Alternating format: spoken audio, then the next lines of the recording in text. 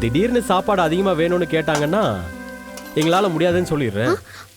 உன்னை இனிமே அந்த மாதிரி கஷ்டப்படுத்தவே மாட்டேன். ஐயோ, அந்த மாதிரி என்னைக்கும் சொல்லாதீங்க. இது சாப்பாட்டு விஷயம்.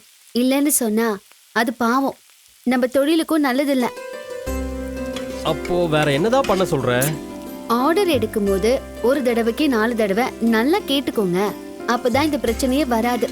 அதையும் மீறி அவசரமா சாப்பாடு தேவைப்பட்டா சாப்பாடு சமைச்சு கொடுத்துதாங்க ஆகணும்.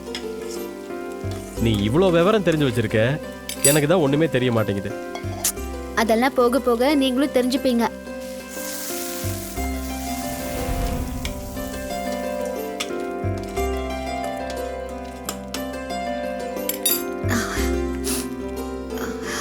பார்வதி, ஏன் பாடுற? என்னாலயா? நான் தான் இப்ப திருந்திட்டேன்ல. நான் ஒன்னும் அழல. ஏய், உன்னை பத்தி எனக்கு தெரியாது. இங்க பாரு, நீ அழற. ஒழுங்கா அந்த பேங்க் ஜாப்லயே இருந்திருக்கணும். அந்த வேலையை விட்டுட்டு பாரு, உன்னை இப்படி சமைக்க வச்சு கஷ்டப்படுத்திட்டு இருக்கேனே. ச்சே, நான் ஒரு மனுஷனா? என்ன பார்வதியா, அழுதுட்டு இருந்த இப்ப திடீர்னு சிரிக்கிற? நீங்க சரியான மக்குங்க.